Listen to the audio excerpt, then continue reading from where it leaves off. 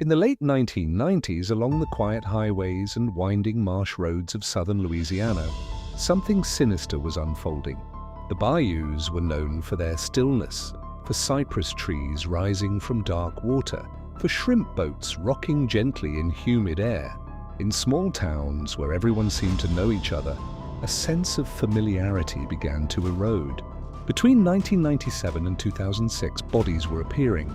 Young men, often poor, often struggling, often living on society's margins, were found discarded. They were found in sugarcane fields, along drainage canals, in wooded areas off remote highways. Many were discovered bound. Some had been strangled. Others showed signs of sexual assault. For nearly a decade, fear moved quietly through the bayou parishes. Families waited for sons who never returned home. Law enforcement agencies in multiple jurisdictions investigated homicides that appeared disconnected. Different parishes, different dump sites, different victims, but the same method, the same silence. By the time authorities finally arrested the man responsible in 2006, at least 23 men had been murdered. His name was Ronald Joseph Dominique. The press would call him the Bayou Strangler, but behind that nickname were lives cut short. Sons, brothers, fathers. This is the story of how one of Louisiana's most prolific serial killers operated undetected for nearly a decade, and how he was finally stopped. Ronald Joseph Dominique was born on January 9, 1964, in Thibodaux, Louisiana. He grew up in a working-class Cajun family in the small communities of Lafourche Parish. Accounts from those who knew him described a quiet child. Shy, withdrawn, frequently teased. As he grew older, Dominique struggled with his weight and social acceptance. He did not fit in easily. In adolescence, he became increasingly isolated. Former classmates later described him as awkward and prone to exaggerating stories to gain attention. Some recalled that he often fabricated tales about careers or achievements. By his early 20s, Dominique had begun presenting himself falsely as someone with influence, claiming at times to be a music producer or talent scout.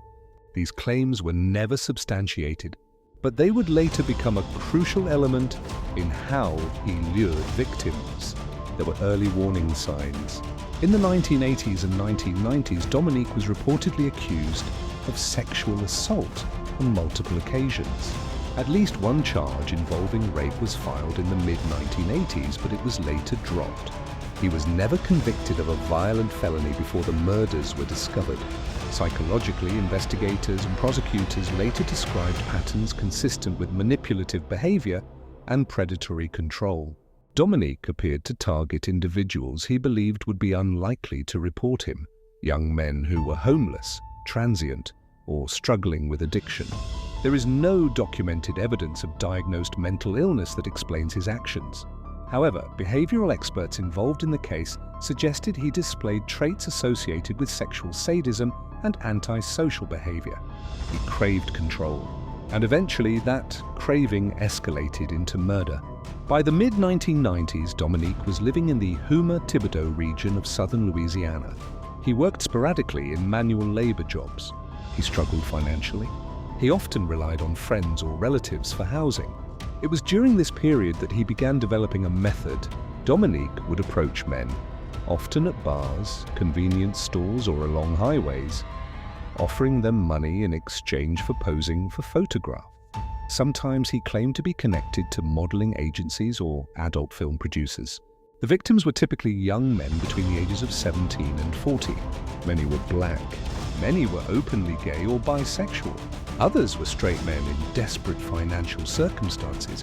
Once they agreed to accompany him, Dominique would drive them to isolated areas, sometimes his residence, sometimes remote locations. There, investigators later determined he restrained them. Most of the victims were bound with ligatures, electrical cords, rope, or fabric. Many were sexually assaulted. Nearly all were strangled. Their bodies were then transported and dumped in rural areas across multiple parishes, including Terrebonne, Lafourche, St. Charles, and Jefferson. The first confirmed victim was David LeVron Mitchell, age 19. Mitchell's body was discovered in 1997 in a sugarcane field in Lafourche Parish. He had been reported missing weeks earlier. At the time, his murder appeared isolated. But it wasn't. Over the next 9 years, victims were found one by one. Between 1997 and 2006, 23 men were confirmed to have been murdered by Dominique. The victims included David Levron Mitchell, aged 19, 1997. Jesse J. Martinez, aged 18, 1998. Derek Todd Lee, not related to the serial killer of the same name, aged 21, 1998. Kenneth Bernard, aged 20, 1999. Cleveland Smith, aged 32, 1999. Tyrone Tony Phillips, aged 23, 2000. Larry Ranson, aged 38, 2000. And numerous others whose remains were discovered across multiple years. Most were found bound. Many were discovered partially clothed. Several had been reported missing by families who feared the worst long before confirmation came. By 2002, patterns were emerging, but they were not yet connected. Each parish investigated its cases independently. Without a centralized database linking ligature patterns, disposal methods, and victim demographics, the killings remained officially unconnected. Dominique continued. By 2005, bodies were being found with disturbing regularity. The Bayou communities whispered about a predator, but they did not yet know his name. The men Dominique targeted were often vulnerable. Some were homeless. Some struggled with addiction. Some engaged in sex work to survive. Several were estranged from families. Others had loving families desperately searching for them. The pattern was undeniable, young men living on society's margins. In Terrebonne and Lafourche parishes, community members began noticing the growing list of unsolved murders. Families attended funerals with little information from authorities. Many believed the victims' lifestyles caused the cases to receive less urgency. Law enforcement officials later acknowledged that resource limitations and jurisdictional fragmentation slowed progress. The victims were not strangers in their communities. They were sons who called home, Friends who shared apartments. fathers who left behind children.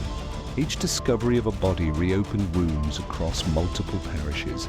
Fear lingered in bars and truck stops. Men who might otherwise have accepted offers for easy cash began to hesitate. Someone was hunting. And he was careful. The investigation into what would eventually be linked to Dominique was complicated from the start. Southern Louisiana is divided into parishes, each with its own sheriff's office. The bodies were discovered across at least 4 parishes.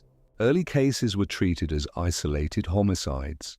DNA evidence existed in several cases, but forensic backlogs in the late 1990s slowed analysis. Communication between jurisdictions was limited by both technology and protocol. By the early 2000s, detectives began recognizing similarities. Male victims. Evidence of bondage, Sexual assault. Strangulation. remote disposal sites. Investigators created task forces and began reviewing unsolved cases collectively. Still, they lacked a suspect. The breakthrough would come not from a body, but from a piece of trash. The break and the arrest. In 2006, the body of 19-year-old Manuel Reed was discovered in St. Charles Parish. Crucially, DNA evidence was recovered from the scene. Investigators entered the DNA profile into CODIS, the Combined DNA Index System.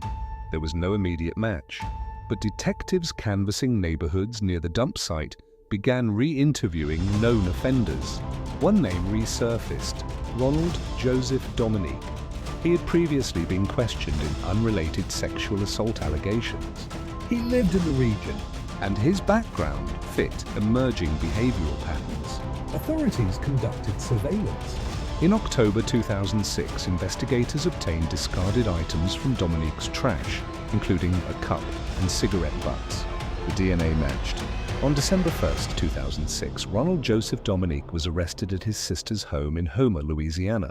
During interrogation, Dominique confessed not to 1 or 2 murders, but to 23. He described luring victims with promises of money or modeling opportunities. He admitted binding them, strangling them.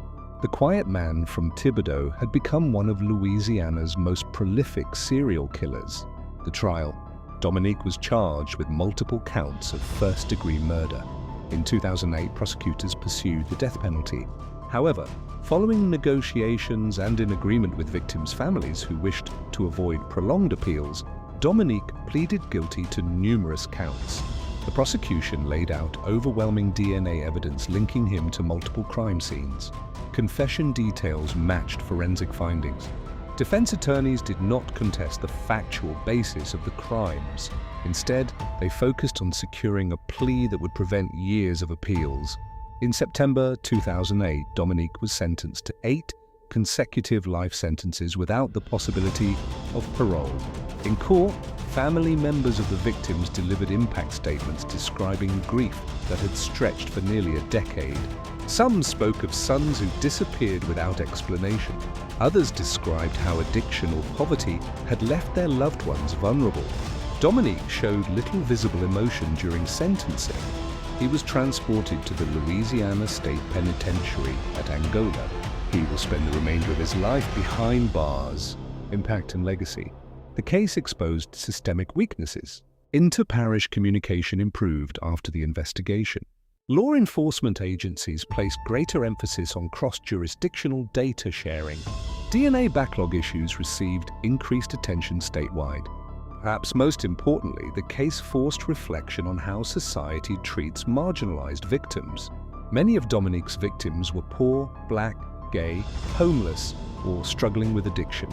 Their disappearances did not generate immediate statewide alerts. Some families felt their sons' cases were not prioritized. Serial predators often target those they believe will not be immediately missed. The Bayou Strangler case became a sobering reminder of that reality. Today, in the quiet Bayou communities where the crimes occurred, the fear has long since faded, but the memory remains. 23 men lost their lives. 23 families changed forever. Ronald Joseph Dominique's name may appear in criminal history books, but the true legacy of this case is not the killer. It is the reminder that every life, regardless of circumstance, deserves urgency, dignity, and justice, and that the measure of a community is how fiercely it protects its most vulnerable. The bayous are quiet again, but they remember. If you're drawn to the truth behind the headlines, you're in the right place. This is CSV, Crime Story Vault. Subscribe to the channel and turn on notifications so you never miss a new case. If this story moved you, disturbed you, or made you think, hit like and leave a comment below. And for exclusive updates, behind-the-scenes content, and more real crime stories, follow us on Instagram, Facebook, and TikTok, Our Crime Story, Vault 25.